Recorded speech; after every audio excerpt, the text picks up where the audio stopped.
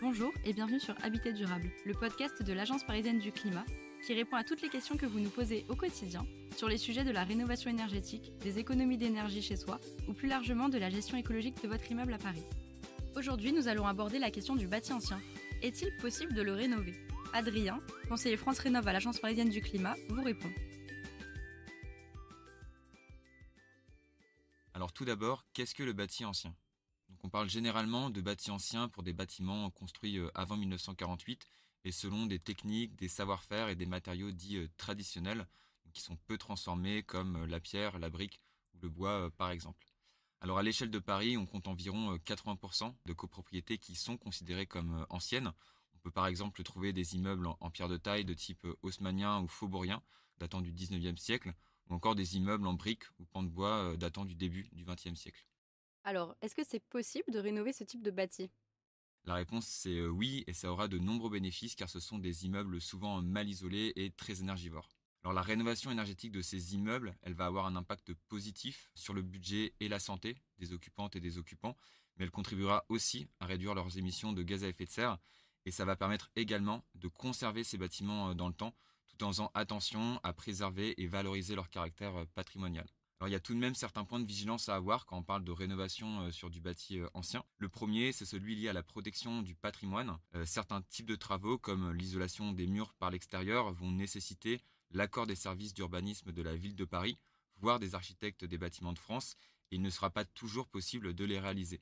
Alors pour ces situations, il peut toutefois exister des solutions ou des alternatives, et il sera dans tous les cas important d'être accompagné par un maître d'œuvre habitué à travailler sur du bâti ancien, et qui puisse proposer des solutions alliant l'efficacité énergétique et la préservation du patrimoine. Un autre point important, c'est celui de la gestion de l'humidité. Il faut savoir que dans le bâti ancien, la particularité, c'est qu'il est composé de matériaux qui sont dits respirants. Ça veut dire que les transferts d'humidité se font naturellement au sein des parois. Alors cette caractéristique, elle implique que l'ensemble des éléments qui composent la paroi, comme l'isolation ou les enduits, soient également respirants, perméables à la vapeur d'eau. Si un matériau imperméable est posé sur la paroi, dans ce cas-là, il va retenir l'humidité à l'intérieur de celle-ci et il y a un risque réel d'endommager à terme la structure du bâtiment. Mais du coup, qu'est-ce qu'on peut faire pour réussir une rénovation énergétique sur du bâti ancien ? Quels sont concrètement les travaux à réaliser ? Donc la première chose à faire, c'est de travailler sur l'enveloppe du bâtiment via l'isolation. À Paris, la plupart des façades d'immeubles anciens qui donnent sur la rue sont protégées et ne sont donc pas toujours isolables par l'extérieur. C'est le cas notamment des façades en pierre de taille. En revanche, il est tout à fait envisageable d'isoler les façades en pignon par exemple ou celles qui donnent sur une cour intérieure. Côté toiture, il va être possible d'isoler les combles perdus de la copropriété pour réduire les déperditions de chaleur par le toit. Et si la partie sous toiture est aménagée, dans ce cas-là, on peut aussi envisager d'isoler la toiture par l'extérieur en surélevant légèrement le toit. C'est ce qu'on appelle la méthode du sarking.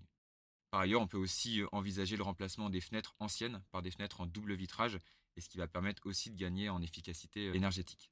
Enfin, quand on parle d'isolation, c'est primordial de penser la question de la ventilation. Même si dans le bâti ancien, les flux d'air et d'humidité se font généralement de manière plus ou moins naturelle, l'isolation va rendre plus hermétique le bâtiment et donc la pose d'une ventilation mécanique contrôlée sera indispensable pour assurer un renouvellement de l'air suffisant.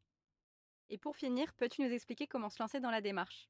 Alors la première chose à faire quand on se pose la question de rénover son immeuble, qu'il soit ancien ou pas, c'est de s'inscrire sur Coach CoPro afin d'être contacté par une conseillère ou un conseiller et être accompagné gratuitement dans votre projet. Par ailleurs, l'Agence parisienne du climat a un pôle spécifique qui est dédié aux enjeux architecturaux et patrimoniaux et ce pôle pourra vous accompagner si besoin dans votre projet et éventuellement faire le lien avec les services urbanistiques de la ville de Paris. Merci Adrien. Si vous souhaitez en savoir plus ou recevoir des conseils personnalisés pour votre propre copropriété, n'hésitez pas à contacter l'Agence parisienne du climat sur son site internet apc-paris.com ou à vous rendre sur france-renov.gouv pour trouver votre espace conseil. À bientôt!